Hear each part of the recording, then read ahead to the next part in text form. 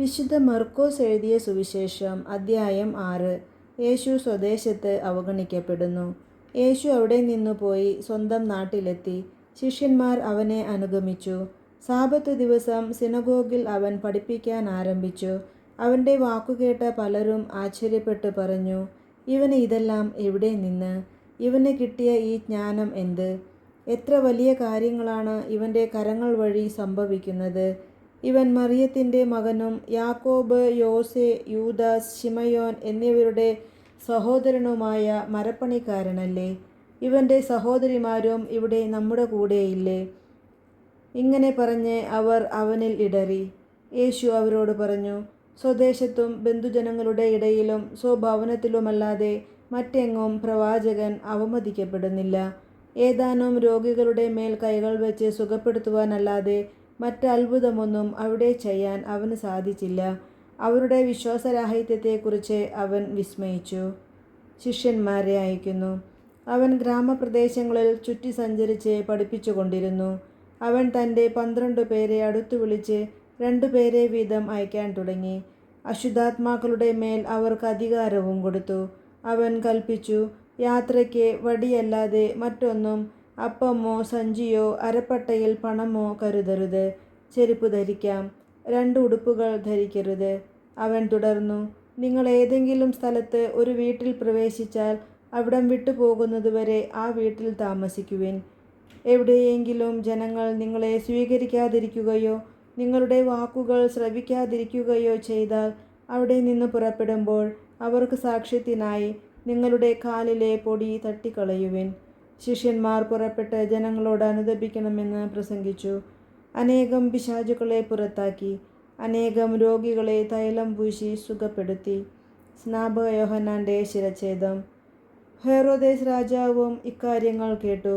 യേശുവിൻ്റെ പേര് പ്രസിദ്ധമായി കഴിഞ്ഞിരുന്നു. ചിലർ പറഞ്ഞു, സ്നാപക യോഹന്നാൻ മരിച്ചവരിൽ നിന്ന് ഉയിർപ്പിക്കപ്പെട്ടിരിക്കുന്നു. അതുകൊണ്ടാണ് അത്ഭുതകരമായ ഈ ശക്തികൾ ഇവനിൽ പ്രവർത്തിക്കുന്നത്. മറ്റു ചിലർ പറഞ്ഞു, ഇവൻ ഏലിയ ആണ്. വേറെ ചിലർ പറഞ്ഞു, പ്രവാചകരിൽ ഒരുവനെ പോലെ ഇവനും ഒരു പ്രവാചകനാണ്. എന്നാൽ ഇതെല്ലാം കേട്ടപ്പോൾ ഹെറോദേസ് പ്രസ്താവിച്ചു, ഞാൻ ശിരച്ഛേദം ചെയ്ത യോഹന്നാൻ ഉയിർപ്പിക്കപ്പെട്ടിരിക്കുന്നു. ഹെറോദേസ് ആളയച്ച് യോഹന്നാനെ പിടിപ്പിക്കുകയും കാരാഗൃഹത്തിൽ ബന്ധിക്കുകയും ചെയ്തിരുന്നു.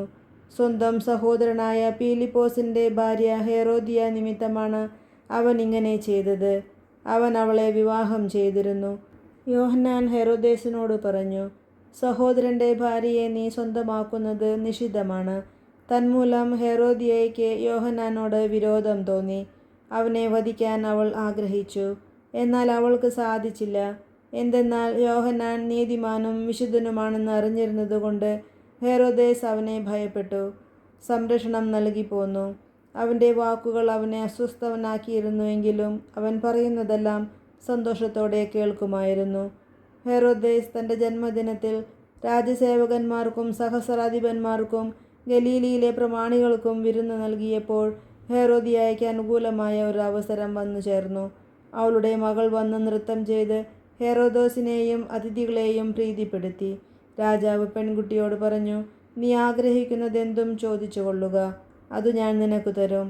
അവൻ അവളോട് ശപഥം ചെയ്തു പറഞ്ഞു, നീ എന്തു തന്നെ ചോദിച്ചാലും എൻ്റെ രാജ്യത്തിൻ്റെ പകുതി പോലും ഞാൻ നിനക്ക് തരും.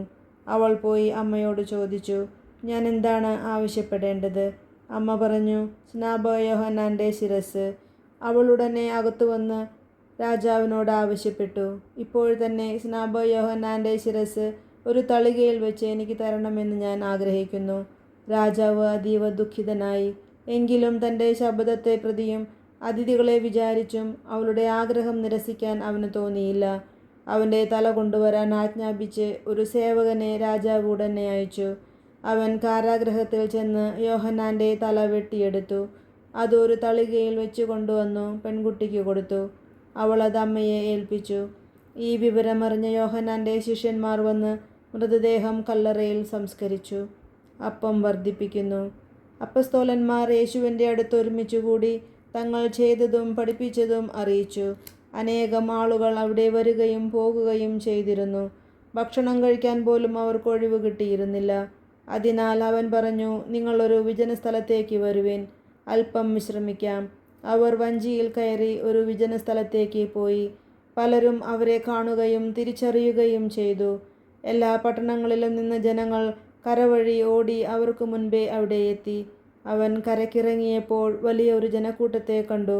അവരോട് അവൻ അനുകമ്പ തോന്നി, കാരണം അവർ ഇടയനില്ലാത്ത ആട്ടിൻപറ്റം പോലെയായിരുന്നു. അവൻ അവരെ പല കാര്യങ്ങളും പഠിപ്പിക്കാൻ തുടങ്ങി. നേരം വൈകിയപ്പോൾ ശിഷ്യന്മാർ അവൻ്റെ അടുത്തു വന്നു പറഞ്ഞു, ഇതൊരു വിജന പ്രദേശമാണല്ലോ, സമയവും വൈകിയിരിക്കുന്നു. ചുറ്റുമുള്ള നാട്ടിൻപുറങ്ങളിലും ഗ്രാമങ്ങളിലും ചെന്ന് എന്തെങ്കിലും വാങ്ങി ഭക്ഷിക്കാൻ അവരെ പറഞ്ഞയക്കുക. അവൻ പ്രതിവചിച്ചു, നിങ്ങൾ തന്നെ അവർക്ക് ഭക്ഷിക്കാൻ കൊടുക്കുവേൻ. അവർ പറഞ്ഞു, ഞങ്ങൾ ചെന്ന് 200 ധനാറയ്ക്ക് അപ്പം വാങ്ങിക്കൊണ്ടുവന്ന് അവർക്ക് ഭക്ഷിക്കാൻ കൊടുക്കട്ടെയോ? അവൻ ചോദിച്ചു, നിങ്ങളുടെ കൈവശം എത്ര അപ്പമുണ്ട്? ചെന്ന് നോക്കുവേൻ. അവർ ചെന്ന് നോക്കിയിട്ട് പറഞ്ഞു, 5 അപ്പവും 2 മീനും. പുൽത്തകിടിയിൽ കൂട്ടം കൂട്ടമായിരിക്കാൻ അവൻ ജനങ്ങൾക്ക് നിർദ്ദേശം നൽകി. 100ഉം 50ഉം വീതമുള്ള കൂട്ടങ്ങളായി അവർ ഇരുന്നു. അവൻ 5 അപ്പവും 2 മീനും എടുത്ത് സ്വർഗത്തിലേക്ക് നോക്കി കൃതജ്ഞതാസ്തോത്രം ചെയ്ത് അപ്പം മുറിച്ചതിനു ശേഷം ജനങ്ങൾക്ക് വിളമ്പാൻ ശിഷ്യന്മാരെ ഏൽപ്പിച്ചു. ആ 2 മീനും അവൻ എല്ലാവർക്കുമായി വിഭജിച്ചു. അവരെല്ലാവരും ഭക്ഷിച്ച് തൃപ്തരായി. ബാക്കി വന്ന അപ്പക്കഷ്ണങ്ങളും മീനും 12 കുട്ട നിറയെ അവർ ശേഖരിച്ചു. അപ്പം ഭക്ഷിച്ചവർ 5000 പുരുഷന്മാരായിരുന്നു. യേശു വെള്ളത്തിനു മീതെ നടക്കുന്നു. താൻ ജനക്കൂട്ടത്തെ പിരിച്ചുവിടുമ്പോഴേക്കും വഞ്ചിയിൽ കയറി തനിക്ക് മുൻപേ മറുകരയിലുള്ള ബെത്സയിദയിലേക്ക് പോകാൻ അവൻ ശിഷ്യന്മാരെ നിർബന്ധിച്ചു. ആളുകളോട് യാത്ര പറഞ്ഞ ശേഷം അവൻ പ്രാർത്ഥിക്കാൻ മലയിലേക്ക് പോയി. വൈകുന്നേരമായപ്പോൾ വഞ്ചി നടുക്കടലിലായിരുന്നു. അവൻ തനിച്ചു കരയിലും. അവർ വഞ്ചി തുഴഞ്ഞ് അവശരായി എന്ന് അവൻ മനസ്സിലാക്കി, കാരണം കാറ്റ് പ്രതികൂലമായിരുന്നു. രാത്രിയുടെ 4-ാം യാമത്തിൽ അവൻ കടലിനു മീതെ നടന്ന് അവരുടെ അടുത്തെത്തി. അവരെ കടന്നു പോകാൻ ഭാവിച്ചു. അവൻ കടലിനു മീതെ നടക്കുന്നത് കണ്ട് അത് ഒരു ഭൂതമായിരിക്കുമെന്ന് കരുതി അവർ നിലവിളിച്ചു. അവരെല്ലാവരും അവനെ കണ്ട് പരിഭ്രമിച്ചുപോയി. ഉടനെ അവൻ അവരോട് സംസാരിച്ചു, ധൈര്യമായിരിക്കുവിൻ, ഞാനാണ്, ഭയപ്പെടേണ്ട. അവൻ വഞ്ചിയിൽ കയറി. അപ്പോൾ കാറ്റ് ശമിച്ചു. അവർ ആശ്ചര്യഭരിതരായി, കാരണം അപ്പത്തെക്കുറിച്ച് അവർ ഗ്രഹിച്ചിരുന്നില്ല. അവരുടെ ഹൃദയം മന്ദീഭവിച്ചിരുന്നു. ഗനേസരത്തിലെ അത്ഭുതങ്ങൾ. അവർ കടൽ കടന്ന് ഗനേസരത്തിലെത്തി. വഞ്ചി കരയ്ക്കടുപ്പിച്ചു. കരയ്ക്കിറങ്ങിയപ്പോൾ തന്നെ ആളുകൾ അവനെ തിരിച്ചറിഞ്ഞു. അവർ സമീപ പ്രദേശങ്ങളിലെല്ലാം ഓടി നടന്ന് രോഗികളെ കിടക്കയിലെടുത്ത് അവനുണ്ടെന്ന് കേട്ട സ്ഥലത്തേക്ക് കൊണ്ടുവരാൻ തുടങ്ങി. ഗ്രാമങ്ങളിലോ നഗരങ്ങളിലോ നാട്ടിൻപുറങ്ങളിലോ അവൻ ചെന്നിടത്തൊക്കെ ആളുകൾ രോഗികളെ കൊണ്ടുവന്ന് പൊതുസ്ഥലങ്ങളിൽ കിടത്തിയിരുന്നു. അവൻ്റെ വസ്ത്രത്തിൻ്റെ വിളുമ്പിലെങ്കിലും സ്പർശിക്കാൻ അനുവദിക്കണമെന്ന് അവർ അപേക്ഷിച്ചു. സ്പർശിച്ചവരെല്ലാം സുഖം പ്രാപിക്കുകയും ചെയ്തു. നമ്മുടെ കർത്താവായ മിശിഹായ്ക്ക് സ്തുതി.